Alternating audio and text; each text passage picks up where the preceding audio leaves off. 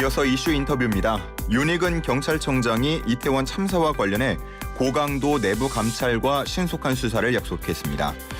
이번 사건의 진상을 명확히 밝히고 책임을 규명하기 위해 모든 부분에 대해 예외 없이 강도 높은 감찰과 또 수사를 엄밀하게 진행하겠다는 의지입니다. 이태원 참사가 발생하기 약 4시간 전부터 압사 사고를 우려해 경찰 통제를 요청하는 112 신고 녹취록과 경찰청이 시민단체와 언론, 여론 동향에 대한 정보를 수집해서 정리한 내부 문건이 공개됐는데요. 경찰이 사고 원인을 규명하기 위한 합동 감식을 마친 가운데 책임 소재를 가리는 방향으로 수사를 이어갈 수 있을지 승재현 한국형사법무정책연구원 연구위원과 함께 이야기 나눠보겠습니다. 위원님 안녕하십니까? 네, 안녕하십니까? 예. 자, 경찰 475명 규모의 수사본부를 꾸렸습니다. 네네. 윤익은 청장 얘기를 들어봐도 그렇고요. 이태원 참사를 지금 수사한다라고 표현을 하고 있는데, 자, 그렇다면 이게 사고가 아니고 사건이다. 이렇게 보고 있는 겁니까?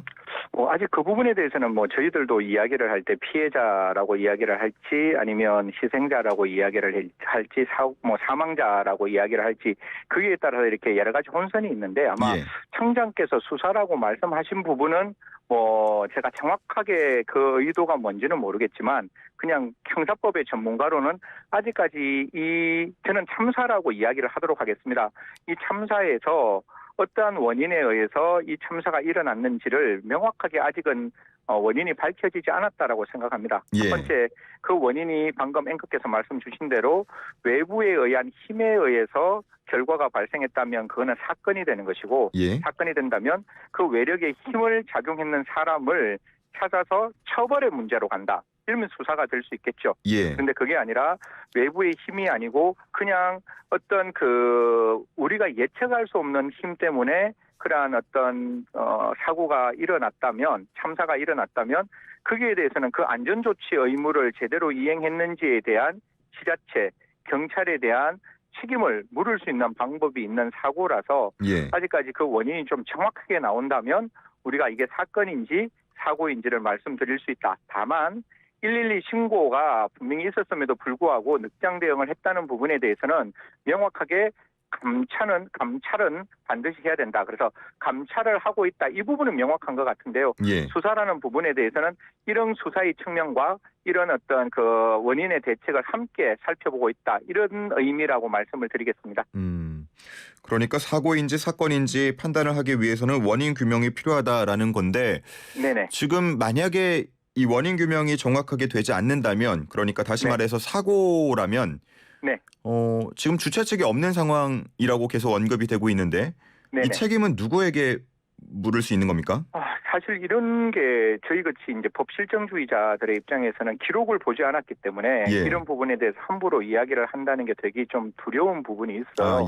사실 방금도 제가 외국에 있는 여러 사례들을 다 검토를 하고 국내에서는 정말 있을 수 없는 세월호 참사 또 뿐만 아니라 여러 가지 또 이렇게 공무원 월북 사건 이런 걸 보면 사실 기록이 제대로 드러날 때 그 사건이 어떻게 일어났는지를 알 수가 있는데 지금까지는 기록이 전혀 이제 조사 중이고 그다음에 판단 중이기 때문에 명확하게 말씀 못 드리지만 지금 국회에서 나온 자료들을 살펴보면 112 신고가 11건이 있었는데 4건만 출동을 하고 나머지 112 신고에서는 현장 출동을 하지 아니하였다는 부분이 있기 때문에 이 부분이 왜 이렇게 되었는지 그 부분에 대해서 명확하게 책임 소재를 가려야 하지 않을까.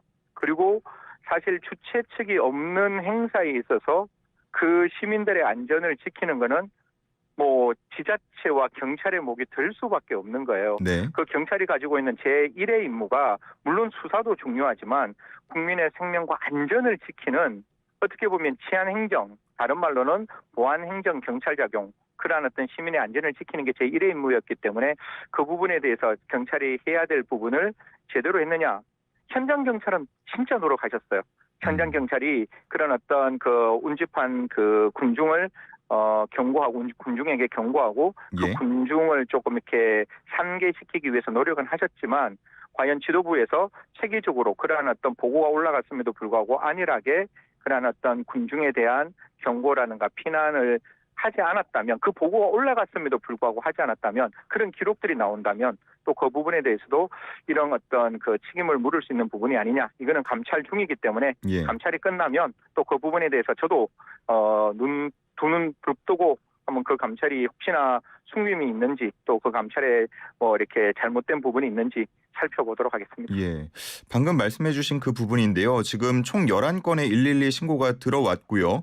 네. 또 이에 대해서 상황실에서는 코드 제로 혹은 코드 1 그러니까 조금 더 긴급한 사안이다라고 해서 일선 경찰청에 전달을 한 것으로 전해지고 있습니다.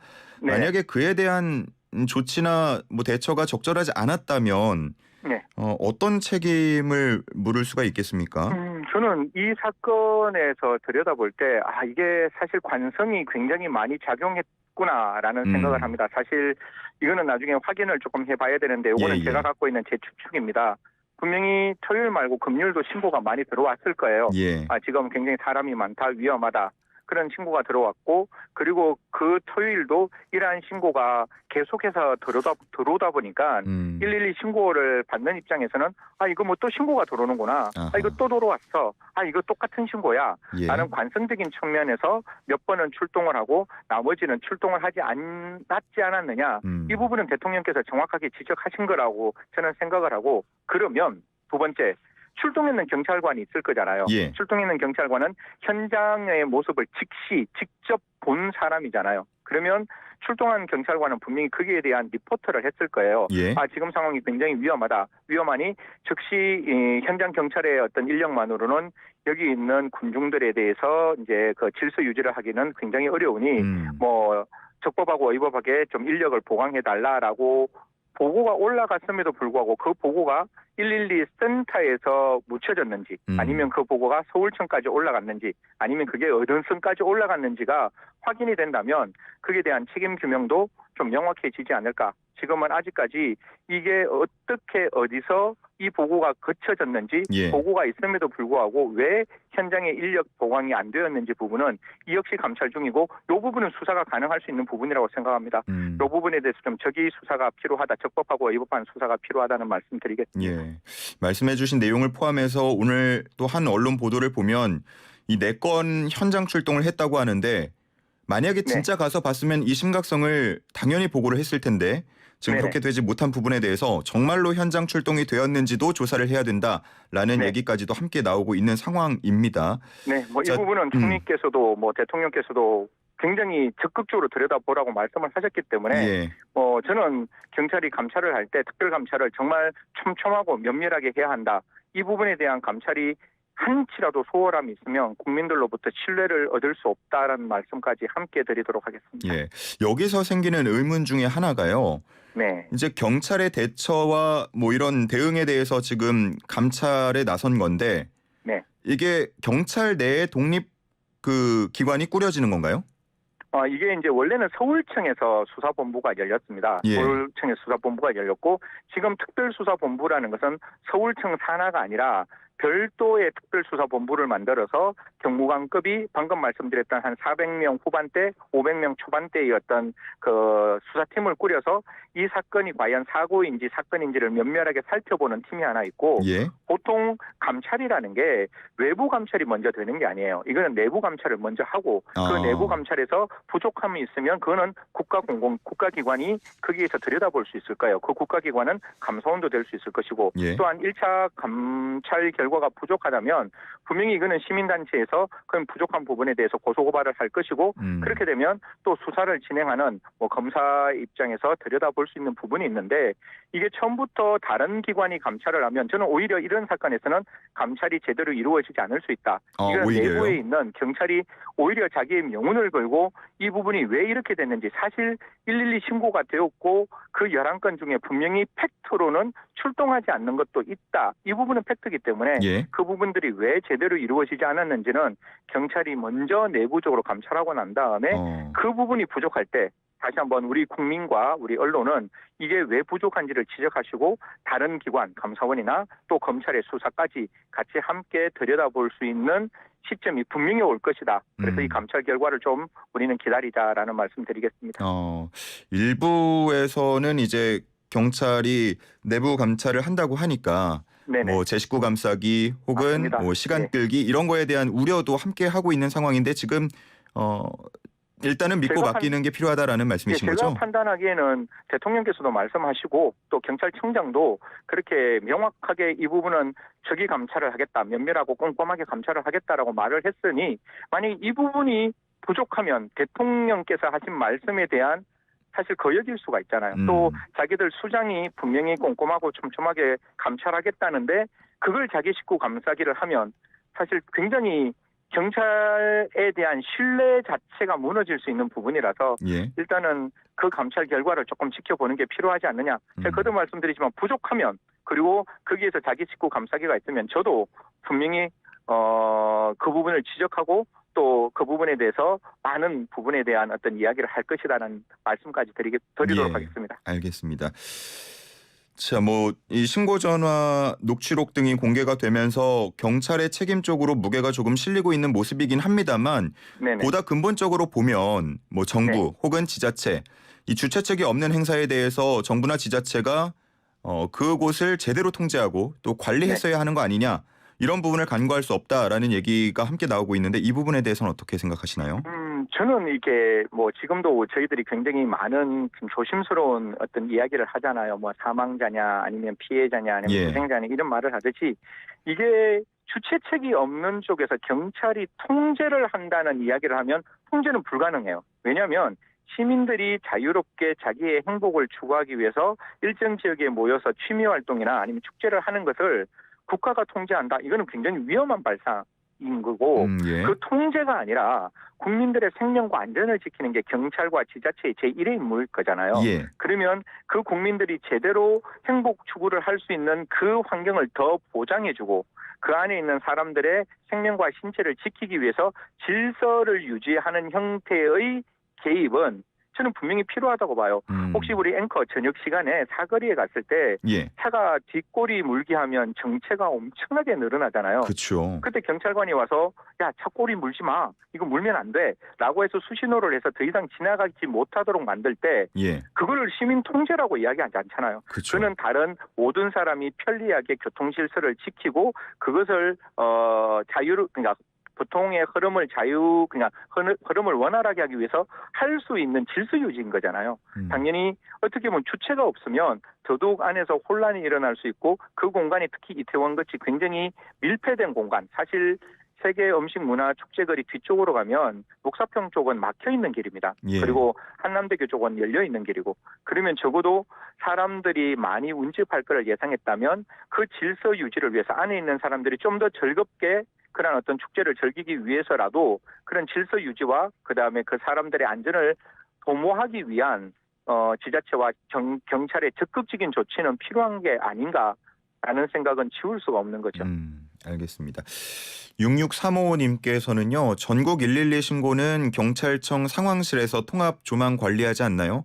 이 통합 모니터링 시스템이 운영되고 있는 걸로 알고 있는데 이번 상황 참 이해가 되지 않습니다. 시스템 붕괴라고 볼 수밖에 없네요. 라고 의견을 주셨습니다. 자, 또 알려진 내용 중에 하나가요. 경찰청이 시민단체와 언론 또 여론 동향에 대한 정보를 수집해서 정리한 내부 문건이 공개가 됐습니다. 뭐 정보를 수집하고 작성, 배포할 수 있지만 이 참사 직후에 이런 문서를 작성했다는 점에서 비판이 나오고 있는 것 같은데요. 이 부분은 어떻게 보고 계신가요? 제가 사실 이 문건을 봤으면 좋겠는데 저도 언론을 통해서 이제 나와 있는 문건의 내용을 봤습니다. 그런데 사실 뭐 앵커가 지금 잘 말씀해 주셨다시피 정보국에서는 그러한 정보를 취합해서 그 정보 문건을 만드는 것은 저는 문제가 없다라고 생각해요. 그런데 그 정보 문건 안에 공익에 반하거나 아니면 여론을 오도하거나 아니면 민간에 대한 개입이 있으면 그 정보 문건은 절대로 잘못된 문건이겠죠. 그런데 지금 언론에 나와 있는 내용으로는 그런 정도의 문건은 아닌 듯해요. 그리고 지금 이 어떻게 보면 참사가 일어나고 난 다음에 이 뒤에 있는 국가에서 해야 될 일이 무엇인가에 대한 판단을 할 수 있는 문건은 저는 만들어질 수 있다라고 생각을 하고 결론적으로 이 문건 안에 공익에 반하는 즉 국민들의 그 여론을 호도하거나 오도하거나 아니면 어떤 민간단체를 개입시켜서 그 여론을 이끌어가는 내용이 들어있지 않다면 뭐 이 정도 문건의 작성은 물론 시기적으로는 부적절하지만 뭐 불법한 문건은 아니라고 생각할 수 있고요. 저는 더 문제가 되는 게 이게 대외비로 되어 있는 문건이 어떻게 이렇게 쉽게 외부로 유출되었는지 그 부분도 저는 조금 살펴봐야 된다. 안에 있는 문건에 공익에 반하는 문건이 있으면 저는 권익위원회에 사실상 그 신고자 보호를 받을 수 있는 문건이지만 사실 그런 내용이 안 들어와 있다면 이 문건이 어떻게 세상 밖으로 나왔는지도 한 번 정도는 검토해봐야 될 부분이 아닌가 그렇게 말씀드리겠습니다. 그렇군요. 자, 이번 뭐 참사의 성격이 어떻게 규명되느냐는 이 원인 규명에 따라서 또 나뉘게 될 텐데요. 네네. 그 세월호 참사 당시에도 검경 합동 수사본부가 구성이 되지 않았습니까? 네네네. 뭐 이번에도 원인 규명을 위해서 그런 정도까지의 좀 수사가 이루어질 거라고 보시나요? 뭐 당연히 예를 들어서 이게 저 뭐 앵커도 보시면 아시겠지만 이게 힘이 작용하는 게 그 1번 출구 안에서만 들여다봐서는 저는 절대로 되지 않는다고 생각을 해요.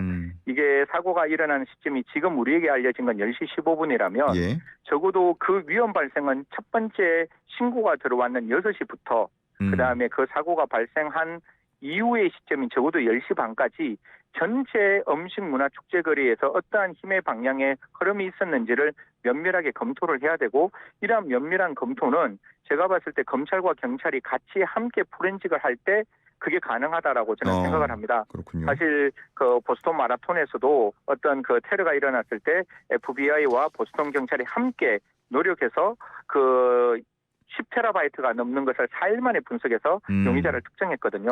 그렇게 본다면 국가가 가용할 수 있는 모든 그 기능을 동원한다는 의미에서 검찰과 경찰이 함께 포렌식을 하는 것은 필요할 뿐만 아니라 제가 말씀드렸다시피 그런 어떤 외인의 힘이 존재했을 때는 사건이 되는 거잖아요. 그럼 사건이 되었을 때 그 사람에게 어떠한 책임을 묻는 것 이것도 지난한 과정이거든요. 그 사람에게 고의가 있었는지 과실이 있었는지 아니면 그냥 즉흥적인 어떤 기분에 의해서 소리를 질렀는지 이런 걸 확인하기 위해서는 법리 검토는 당연히 경찰과 검찰이 함께 해야 될 것이고 또 뿐만 아니라 그게 사고라고 한다면 그 사고를 일으켰던 지자체와 사고의 원인을 제공했을 수 있는 지자체와 경찰이 과연 어떠한 보호 의무를 이행하지 않았는지 그 법령들도 하나의 법령이 아니라 재난 뭐 안전법 그다음에 중대재해처벌법 그다음에 경찰관 직무집행법 이런 것들의 법리 검토가 하나하나 이루어질 수 있으려면 저는 검찰과 경찰이 함께 이 사건의 실체 규명을 하는 것은 필요하다라는 말씀 드리겠습니다. 그렇군요. 자, 이번에 또 지적되고 있는 것 중에 하나가요.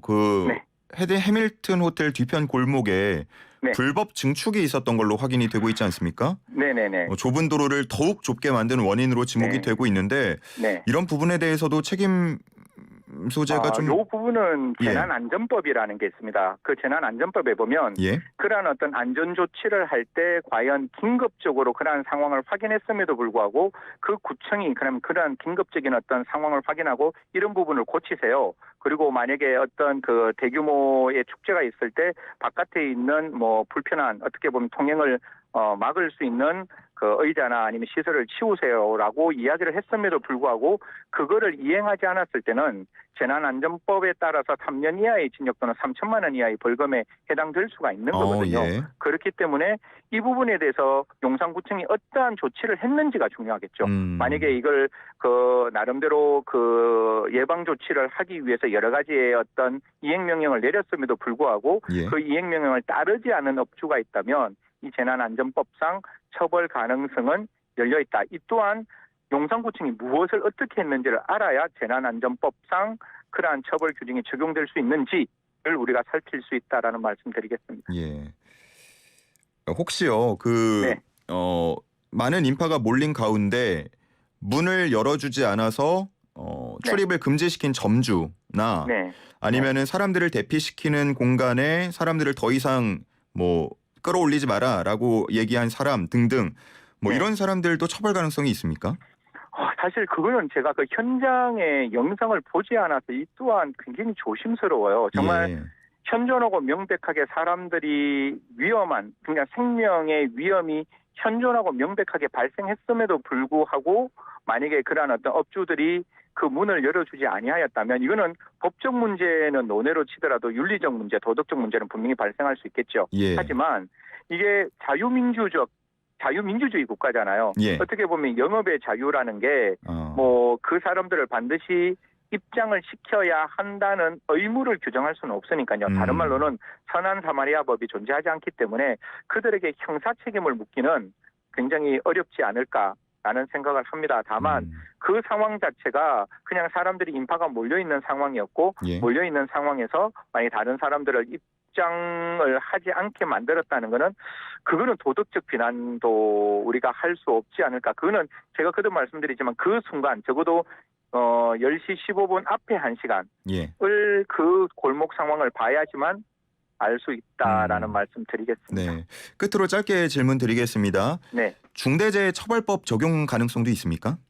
중대재해처벌법에는 우리가 흔히 말해서 그 사회 그러니까 시민 참사라는 게 있어요. 예. 시민 중대재해라는 게 있는데 시민 중대재해가 적용되려면 대통령령으로 들어가 보면 도로인 경우에는 중대재해처벌법의 가능성인데 그 도로가 우리 같은 일반 도로가 아니라 교량이나 터널이 되어야 됩니다. 이게 처벌 규정이기 때문에 절대로 죄형법정주의상 유추 해석이 안 되기 때문에 그런 골목길을 교량이나 터널로 볼 수 없기 때문에 예. 중대재해법상 처벌되기는 다중이용시설로 처벌되기는 어렵지 않을까. 물론 저는 개인적인 생각입니다. 이 부분을 지금 법무부에서 들여다보고 있다라고 하니까요. 예. 그 부분에 대해서 법무부의 판단이 있으면 또 다른 결과가 나올 수도 있다. 다만 지금까지 대법원 판례에 따르면 교량과 터널을 도로와 함께 같이 보기는 어렵다. 처벌 규정은 절대로 유추할 수 없다. 네. 이게 대법원 태도라는 말씀 드리겠습니다. 네, 알겠습니다. 오늘 자세한 얘기 고맙습니다. 잘 들었습니다. 네, 고맙습니다. 지금까지 승재현 한국형사법무정책연구원 연구위원과 함께했습니다.